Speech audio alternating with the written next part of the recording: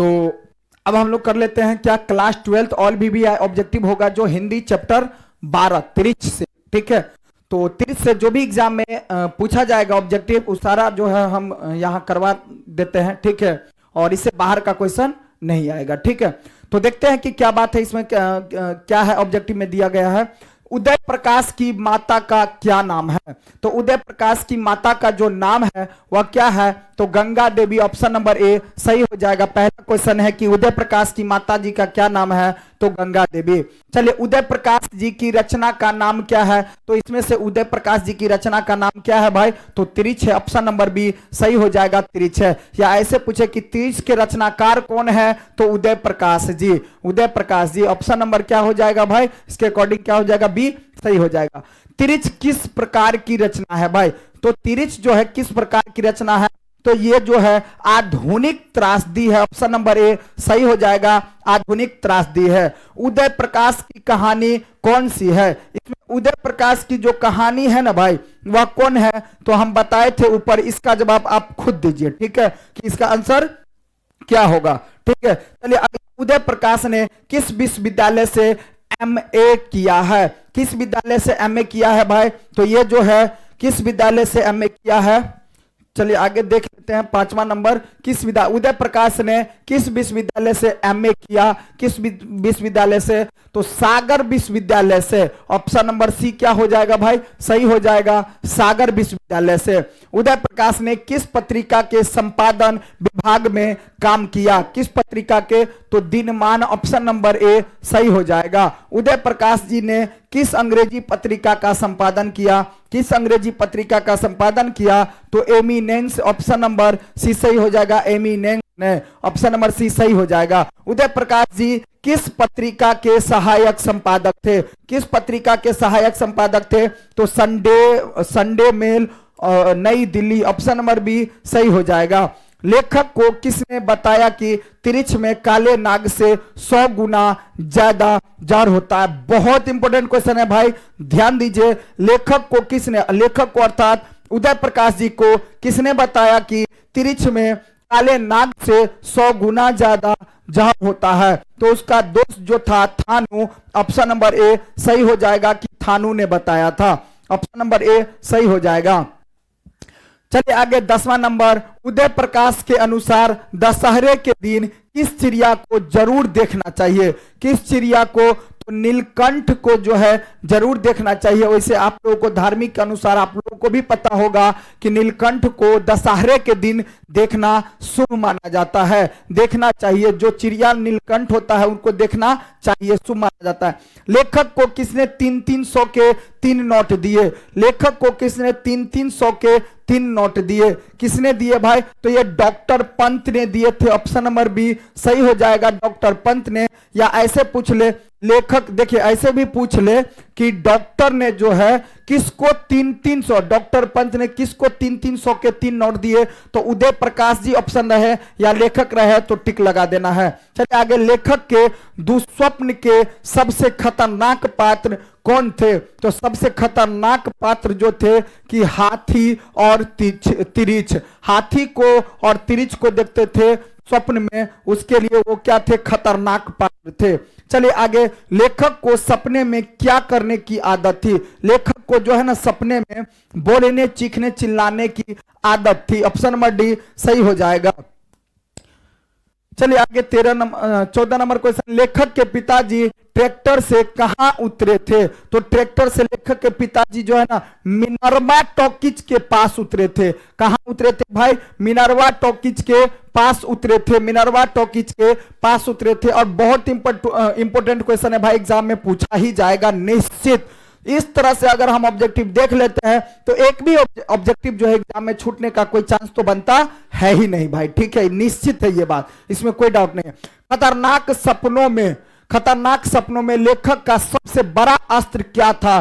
खतरनाक सपनों में जो लेखक का सबसे बड़ा सबसे बड़ा अस्त्र, अर्थात किसके कारण वह जो है बच जाते थे सपने से, तो ये आवाज थी। अगर उनको आवाज लगाया जाता था, आवाज से जो है उसका हथियार बना हुआ था, अस्त्र बना हुआ था।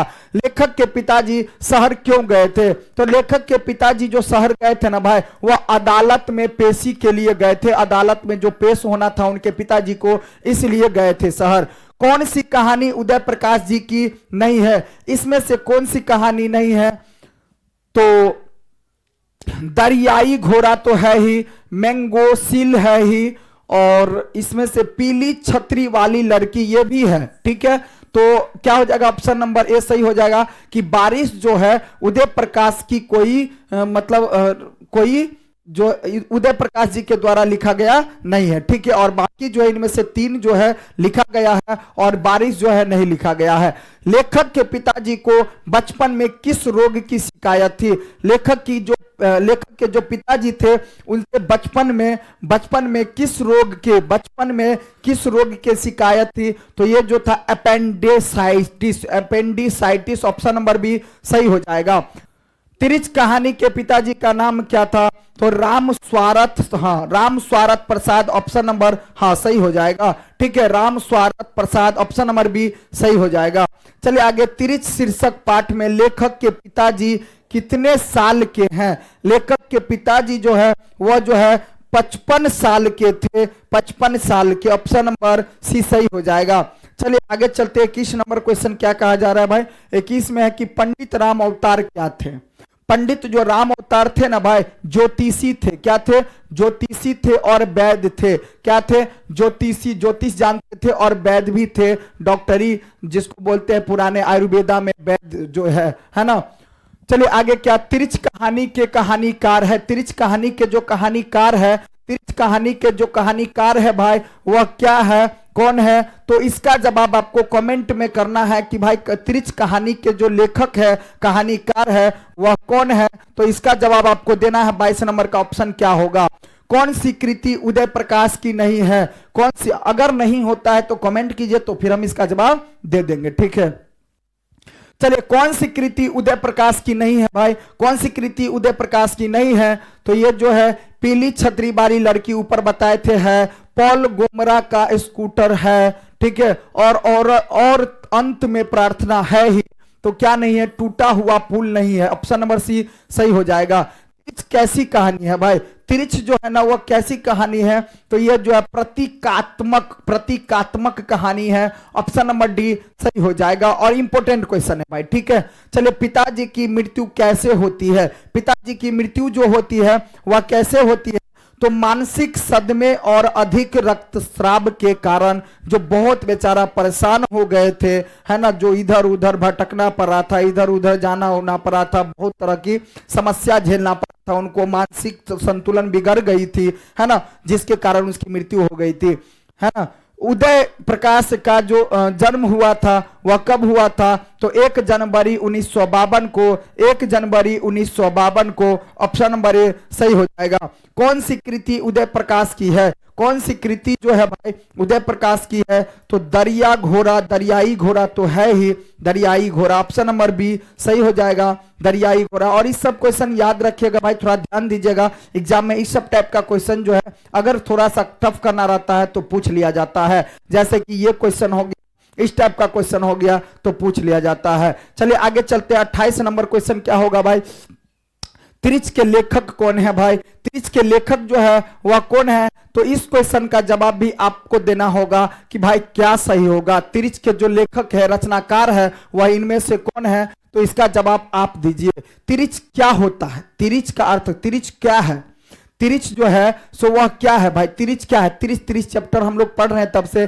तिरिच है क्या, तो सब्जेक्टिव में तो पढ़ाए ही थे, और यहां जवाब दीजिए कि क्या हो सकता है। तिरिच जो है ना भाई, ये जहरीला लिजार्ड को कहा जाता है, तिरिच जो विष खापर होता है, विष खापर जहरीला लिजार्ड है ना, उसको बोलते हैं तिरिच। ठीक है, जो चलिए, अरेबा परेबा उदय प्रकाश की कैसी कृति है, अरेबा परेबा उदय प्रकाश की कैसी कृति है, तो कहानी संग्रह, ऑप्शन नंबर बी सही हो जाएगा, कहानी संग्रह।